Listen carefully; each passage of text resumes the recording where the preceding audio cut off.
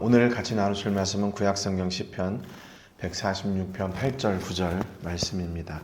오늘도 본문 말씀을 가지고 맹인들을 고치신 예수님의 일들을 좀 같이 나누려고 합니다. 본문 말씀 한 번 더 읽고 말씀의 은혜를 나누겠습니다. 시편 146편 8절 9절 같이 읽겠습니다. 여호와께서 맹인들의 눈을 여시며 여호와께서 비굴한 자들을 일으키시며 여호와께서 의인들을 사랑하시며 여호와께서 나그네들을 보호하시며 고아와 과부를 붙드시고 악인들의 길은 굽게 하시는도다. 아멘.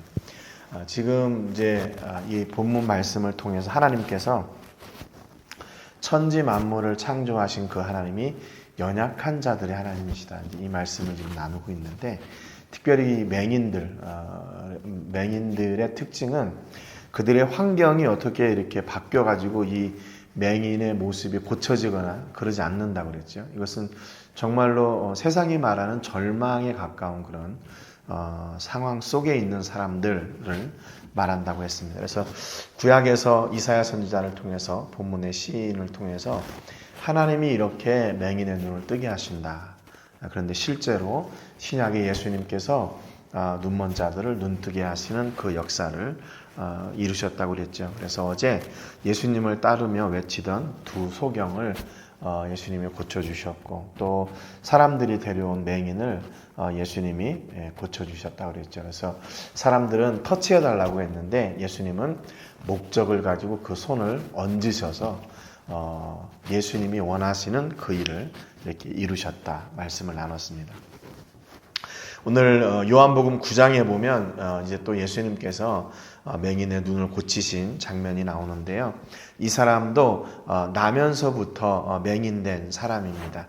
이 요한복음 9장에 보면 이 사람이 날 때부터 맹인이 되었다라고 이제 전제를 하는데, 예수님과 제자들이 길을 가다가 이 사람을 만나게 됩니다. 그런데 제자들의 이렇게 관심은 그 사람이 저렇게 눈이 안 보여서 얼마나 힘들고 답답하고 또 어려울까, 또 저 사람으로 인해서 가족은 얼마나 또 마음이 아프고 그 본인은 또 얼마나 또 이렇게 답답할까, 뭐 이런 그런 측은한 마음을 가지고 있는 게 아니라 그들의 관심은 뭐였냐면요, 저 사람이 저렇게 소경된 것은 저 사람의 죄 때문입니까? 아니면 저 사람들 부모 때문입니까?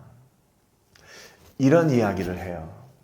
물론 어떤 다른 사람의, 자기하고 상관없는 사람의 이야기를 한다고 해서 이렇게 그게 대수겠습니까? 그런데 이게 좀 우리 그리스도인들이 남의 아픔이나 또 남의 환경에 대해서 이렇게 함부로 이야기하지 말아야 되는 이유가 바로 이런 것들인 것 같아요. 오해할 수 있거든요. 그리고 남의 아픔을 내가 너무 쉽게 생각할 수도 있단 말이죠. 그 사람은 지금 그것 때문에 너무 아프고 그것 때문에 너무 힘든데 우리는 그냥 그 사람 환경에 밖에 있다 보니까 그것을 너무 쉽게 얘기하는 거죠. 야, 이렇게 하면 돼, 저렇게 하면 돼, 이렇게. 야, 그런 거 가지고 그렇게 어려워해, 힘들어해, 이런 거 있잖아요. 물론 그게 이제 위로의 말이라는 것은 알고 있는데 실제로 그 어려움을 당한 사람에게는 별로 도움이 안 돼요. 근데 제가 당해보니까 그 어려움 당한 사람에게 힘이 되는 말은요, 그냥 같이 있어주는 거예요. 같이 있어주는 거.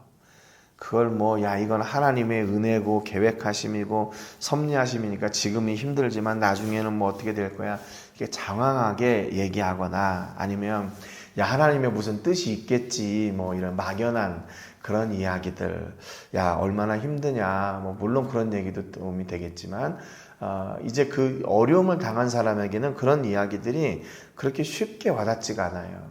근데 제자들은 지금 그 맹인이 그렇게 있는 것을 보고 자기들의, 쉽게 얘기하면 가십거리예요. 별로 중요하지 않은 이야기를 왜 그 사람을 빗대어 얘기합니까? 저 사람 죄 때문입니까? 그의 부모의 죄 때문입니까? 그러니까 이미 죄인이라고 단정하고 있는 거죠. 예, 물론 이렇게 이 당시에는 이런 신체적인 장애를 가지고 있다는 것을 신으로부터 이렇게 징계를 받았다라고 이렇게 생각할 수 있는 그런 때였습니다. 그러니까 뭐 이 사람들 말이 틀린 것도 아니에요. 그런데 그 지금 맹인이 그 사람이 지금 가지고 있을 그런 아픔을 좀 생각한다면 이렇게 대놓고 얘기하지는 않았을 거란 말이죠. 그래서 예수님한테 또 물어봐요. 예수님, 이 사람 죄 때문에 그래요? 이 사람 부모 죄 때문에 그래요? 부모까지 들먹여가면서 이렇게 합니다. 그랬더니 예수님이 야, 이거 이 사람들 죄 때문에 그런 게 아니라 이들을 통해서, 이 사람을 통해서 하나님이 하시는 일을 드러내려고 이렇게 된 거야. 예수님의 시선은 달랐어요. 무조건 정죄하지 않습니다. 네가 죄가 있으니까 그렇지. 욥의 친구들이 그랬거든요. 욥이 그렇게 고난을 당하고 있는 상황 속에 욥의 친구들이 와가지고 그들이 뭐 이렇게 위로한답시고 야, 네가 죄가 있으니까 그렇지. 죄를 한번 생각해봐. 하나님이 죄가 없는데 이렇게 너한테 이런 고난을 주시겠냐? 뭐 이러면서 계속 그 아픈 곳을 긁어댔죠. 근데 시선이 다른 거예요. 야, 참 아프구나. 야, 이렇게 물어보려면, 야, 얼마나 아프냐? 내가 같이 기도해 줄게. 내가 같이 이 자리에 있어 줄게. 야, 아무 염려하지 마라. 좀 이런 이야기는 좀 해주면 안 될까? 여러분들 혹시 주변에 어떤 어려움 당하시는 분들 있잖아요. 근데 그분들에게 가장 좋은 위로의 말은요, 100마디 말보다 함께 해주는 거예요. 그냥 아무 말도 안 해도 돼요. 그냥 같이 있으면 돼요. 그리고 물어보는 거 대답해주고 또 내가 그 사람의 어떤 이렇게 길을 이렇게 만들어주고 이렇게 정죄하거나 그런 자리에 서는 것은 조금 선을 넘는 것 같아요. 어려움 당하고 있는 분들에게는요. 그래서 그 선을 좀 잘 지키면 좋겠다. 예수님이 보시는 관점은요 달랐어요. 그래가지고 제자들에게 그렇게 말씀하신 다음에 요한복음 9장 6절 7절에 보면 이 말씀을 하시고 땅에 침을 뱉어 진흙을 이겨 그의 눈에 바르시고 이르시되 실로암 못에 가서 씻으라 하시니 실로암은 번역하면 보냄을 받았다는 뜻이라. 이에 가서 씻고 밝은 눈으로 왔더라 그랬어요. 여러분 지금 여기에서는요 이 맹인이 예수님한테 예수님 저 눈을 뜨게 해주세요. 이렇게 막 간구하거나 간청하지 않았어요. 근데 예수님이 그를 부르시고 갑자기 땅에 침을 뱉어가지고 그 흙을 이겨가지고 그의 눈에 바르십니다. 그리고 실로암 못에 가서 씻으라고 하세요. 그리고 또 이 사람은 또 예수님이 하시는 대로 그 말씀에 순종해서 눈을 씻고 보니까 눈이 밝아졌어요. 그러니까 지금 이 맹인에게 관심 있는 사람은요, 진짜 관심 있는 사람은 예수님밖에 없어요. 그러니까 그가 지금 제일 힘들어하고 있는 상황이 뭔지, 그가 지금 제일 이렇게 떨궈내고 싶은 문제가 뭔지 예수님이 아세요. 그래서 예수님이 그 문제를 해결해 주십니다. 일방적으로 찾아오세요. 일방적으로 다가가세요. 그리고 일방적으로 고치셔요. 여러분 하나님 너무 멋지지 않으세요? 예수님 너무 멋지지 않으세요? 우리한테 오셔가지고 우리의 상황을 막 야 네가 이것 때문에 이렇게 됐지. 야 너 어떻게 그럴 수가 있냐. 이렇게 막 정죄하고 우리를 힘들게 하고 이렇게 하지 않으세요. 어떻게 하세요? 오셔서 그냥 말씀하세요. 오셔서 고쳐주세요. 오셔서 회복시켜주세요. 이 맹인이 지금 가장 필요한 게 뭘까? 그 길가에서 구걸하면서 자기 생계를 유지하는 것, 그것으로 만족하는 삶. 그래서 예수님의 제자들이 뭐 돈을 좀 이렇게 주는 것, 그거보다 더 근본적인 것을 예수님이 아시는 거죠. 그래서 그에게 치료하시는, 그 눈을 치료하시는 역사를 일으켜 주셨던 거예요. 여러분, 이런 놀라운 은혜가 여러분의 삶 가운데 넘치시기를 주님의 이름으로 축복합니다. 우리가 예수님한테 뭔가를 받아내고 뭐 얻어내려고 하는 게 아니에요. 그건 둘째예요. 첫 번째는 뭔가 예수님이 나와 함께 하실 때 그것으로 모든 문제가 다 해결됩니다. 해결돼요. 여러분, 예수님을 만남으로 기적을 경험하고 예수님을 전하는 사람 되기를, 그래서 우리의 문제를 해결해 주시는 거예요. 그래서 그에게 먼저 예수님이 다가가셨고 그를 치료하셨던 겁니다. 여러분, 여러분의 소원이 예수님을 만남으로 해결되는 그런 역사가 있기를 주님의 이름으로 축복합니다. 여러분, 그래서 기독교는요, 기복신앙이 아니에요. 복의 종교는 맞거든요. 그런데 기복신앙은 아니에요. 복을 구하는 종교는 아니에요. 예수님이 복이시니까 그분이 우리와 함께하는 것, 그건 당연히 복된 것이죠.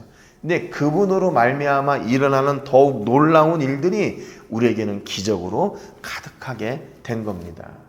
여러분, 예수님이 우리 삶 가운데 오시면 그것으로 끝나는 거예요. 또 마가복음 10장에 보면요, 이 바디메오라고 하는 맹인이 나와요. 그들이 여리고에 이르렀더니 예수께서 제자들과 허다한 무리와 함께 여리고에서 나가실 때 디메오의 아들인 맹인 거지 바디메오가 길가에 앉았다가 그랬어요. 그러니까 이제 바디메오는 디메오의 아들이란 말이에요. 그러니까 이름이 너무 단순하죠. 간단하죠. 이게 그만큼 이 사람은, 그러니까 존재 가치가 그만큼 이렇게 떨어진다고도 볼 수 있어요. 이름이 디메오의 아들, 그게 무슨 이름이에요? 좀 이름이 좀 뭔가 이렇게 좀 그의 존재 의미를 밝힐 만한 그런 이름이면 참 좋을 텐데 그냥 바디메오예요. 디메오의 아들이에요. 이 사람이 소경이었고 그의 별명은 거지입니다. 맹인, 거지, 바디메오. 그러니까 디메오라는 바디메오의 어떤 그 정체성은요, 아무것도 없어요. 그의 아버지의 정체성이에요. 그리고 그는 거지예요. 그리고 그는 맹인이에요. 조금 불행하죠. 한 사람으로서 어떤 내 정체성을 표현할 수 있는 그런 이름이 있으면 참 좋을 텐데 우리는 다 그래도 이름 다 있잖아요. 그리고 이렇게 관계 속에서도 어떤 그 지위, 위치가 있잖아요. 그런데 이 사람은 맹인이고 거지고 디메오의 아들이고 이게 별로 이렇게 이 사람을 이렇게 딱 확증할 만한 그런 이름이 없어요. 참 안타까운 거죠. 나사렛 예수시란 말을 듣고 소리질러 이르되 다윗의 자손 예수여 나를 불쌍히 여기소서. 그런데 이 사람도요, 맹인이었지만 들을 건 다 들었어요. 예수님에 대한 소문을 들었습니다. 그래서 예수님이 그곳을 여리고에서 나가실 때 그 소문을 듣고 예수님이 그곳을 지나가신다니까 소리를 지르는 거예요. 다윗의 자손 예수여 나를 불쌍히 여기소서. 그랬더니 제자들은요, 바디메오를 꾸짖어야 조용히 해. 너가 지금 이 자리에 있을 상황이 아니야. 네가 낄 자리 아니야. 이러면서 그를 막 책망하고 혼냅니다. 너 아니야. 제자들이 예수님을 보호한답시고 그랬어요. 그러니까 지금 여기 마가복음 10장, 요한복음 9장에 나오는 제자들의 어떤 그 관계 수준이 어느 정도인지 우리가 가히 짐작이 되지요. 그럼에도 예수님의 제자라고 하는 그 자리에 이 사람들이 지금 있습니다. 아니 안 이러면 안 될까요? 이 사람이 이렇게 간절한데 좀 예수님을 좀 이렇게 연결시켜주는 그런 통로가 되지는 못할 망정 오히려 그를 책망하는 거죠. 이 사람은 지금 갈급해가지고 다윗의 자손 예수여 나를 불쌍히 여기소서 이렇게 소리를 치는데 조용히 하라고, 떠들지 말라고, 네가 낄 자리가 아니라고 이렇게 얘기하는 거예요. 예수님이 이 소리를 듣습니다. 그래서 예수님이 그를 불러 오라고 하셔요. 그리고 예수님이 그에게 물어봅니다. 내게 무엇을 해주기를 원하냐? 그랬더니 선생님이요, 보기를 원합니다. 그래요.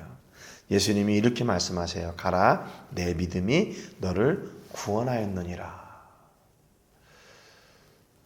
네 믿음이 너를 눈뜨게 했다. 뭐 이렇게 말씀하시면 더 확실할 텐데, 내 믿음이 너를 구원했다 말씀하세요. 그랬더니 그가 눈이 떠져가지고 예수님을 그 길에서 따르는 사람이 됩니다.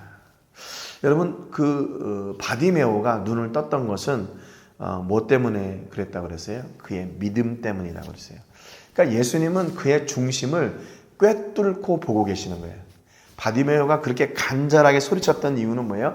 예수님 아니면 안 됩니다. 예수님만 지금 내 문제를 해결하실 수 있는 유일한 분이십니다. 그런 간절함이 있었기 때문에 다윗의 자손 예수여, 나를 불쌍히 여기세요.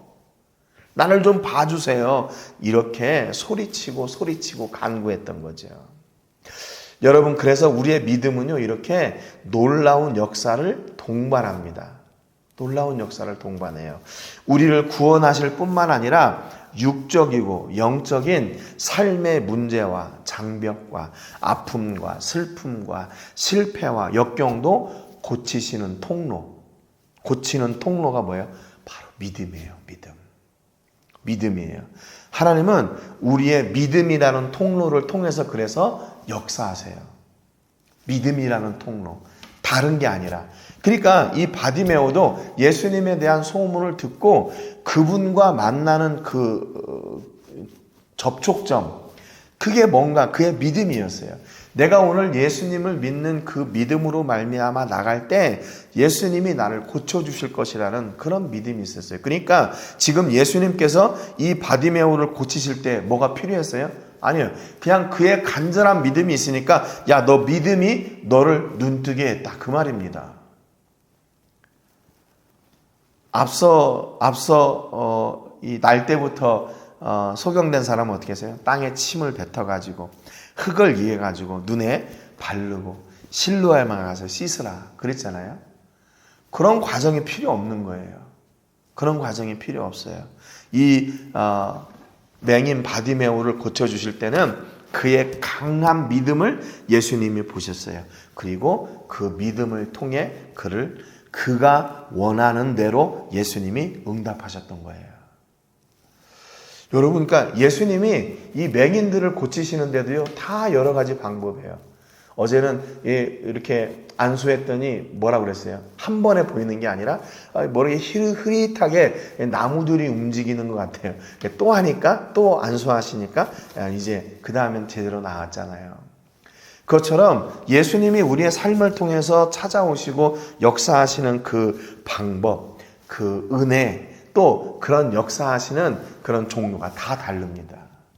사람마다 달라요. 저 사람은 저렇게 하는데 이 사람은 또 이렇게 해요.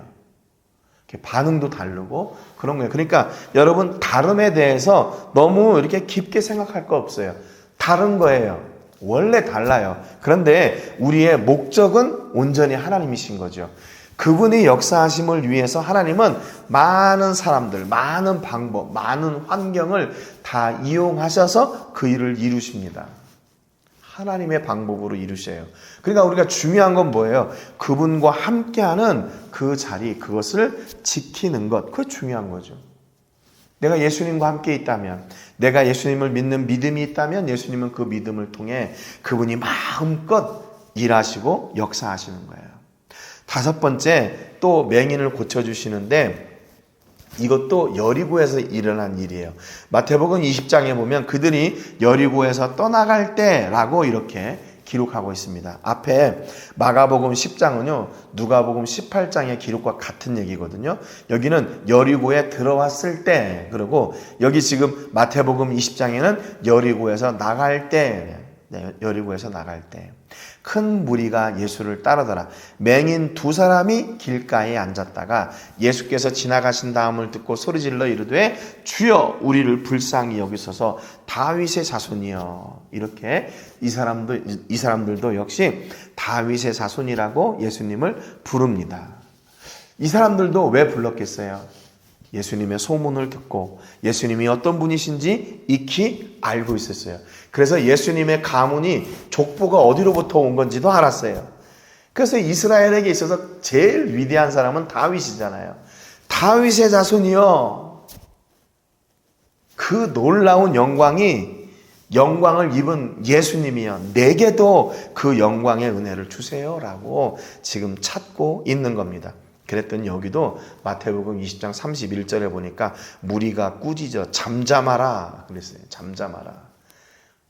야, 잠잠해. 야, 조용해. 그랬겠어요?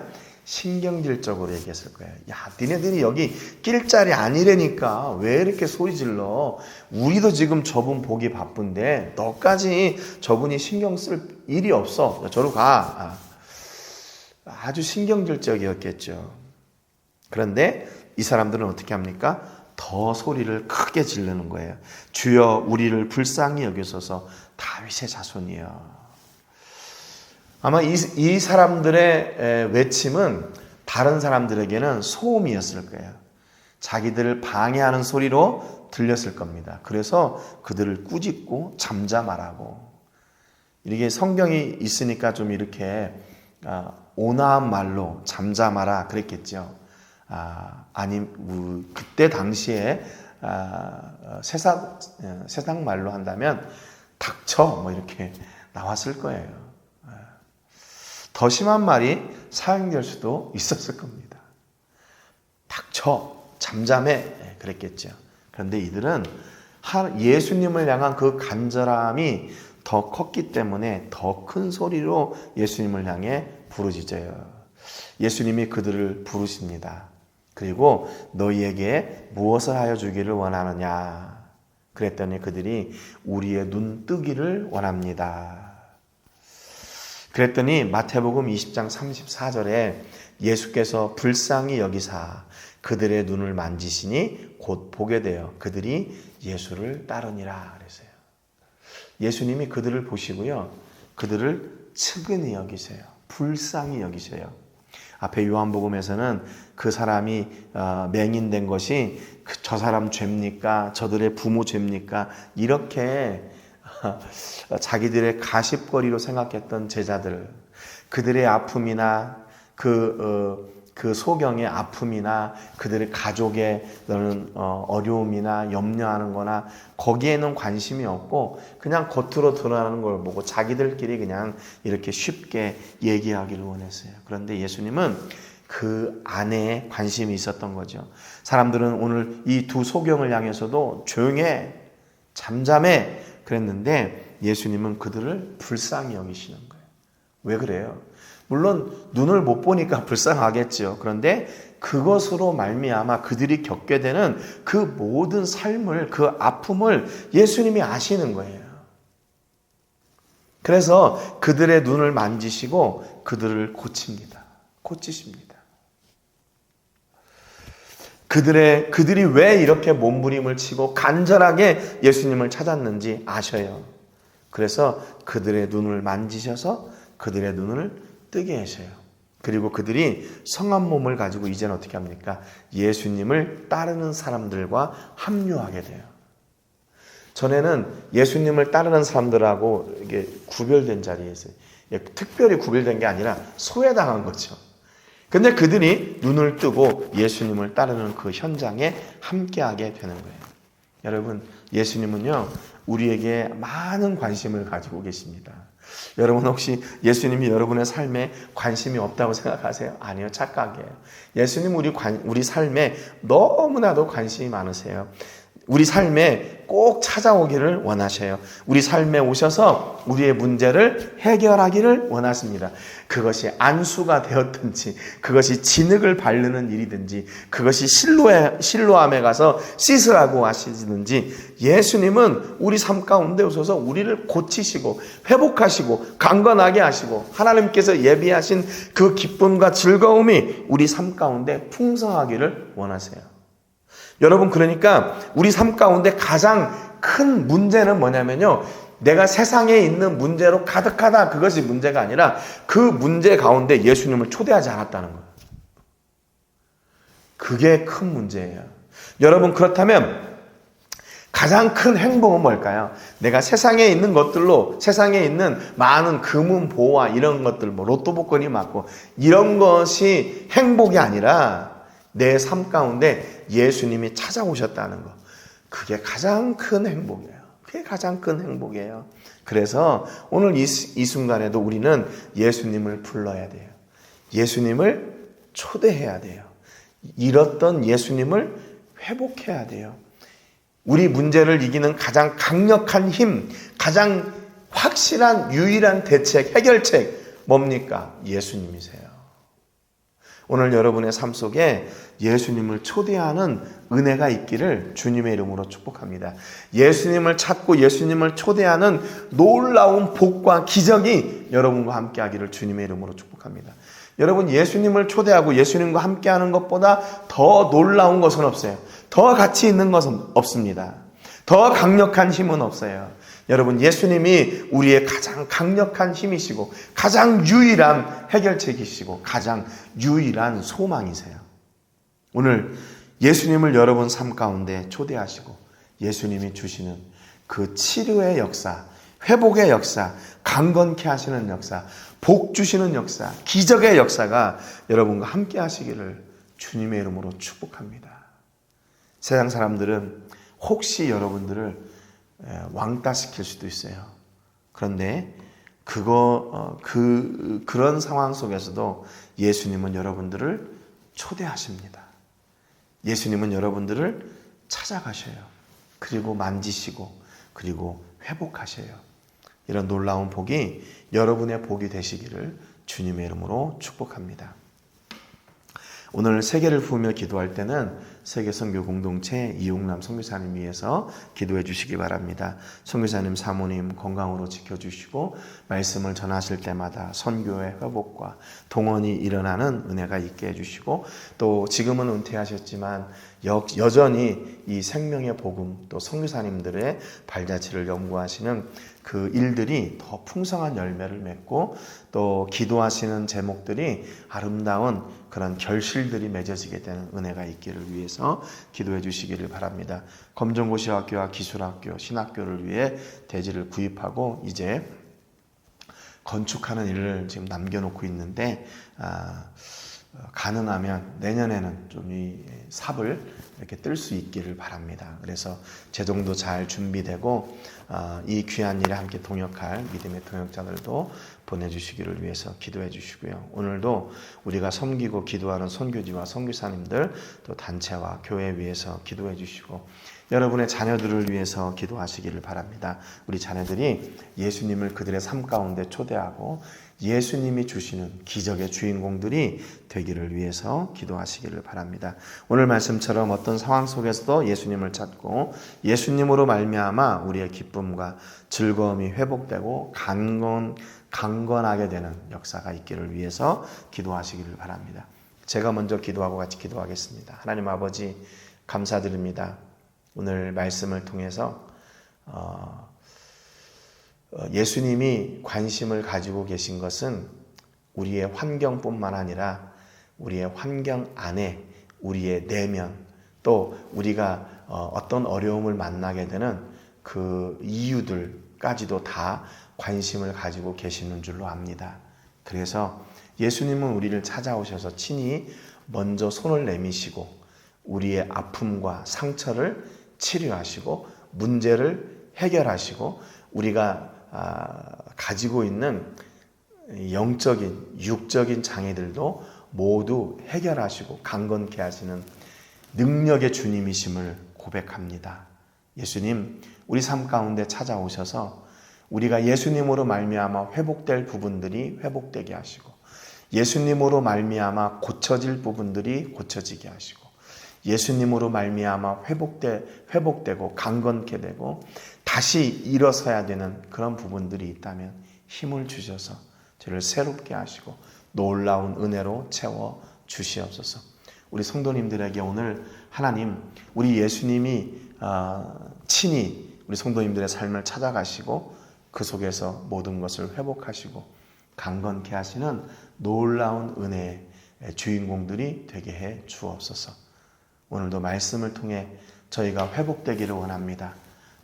오늘 하루도 말씀의 은혜와 하늘의 영광과 복이 가득한 하루 되게 해주시고 우리가 예수님께 구한 모든 것들이 예수님의 선하신 뜻 가운데 아름답게 이루어지게 하여 주시옵소서. 오늘도 우리를 통해 일하실 하나님께 또 예수님께 성령님께 감사와 영광 올려드리고 예수님의 이름으로 기도합니다. 아멘. 우리 같이 기도하겠습니다.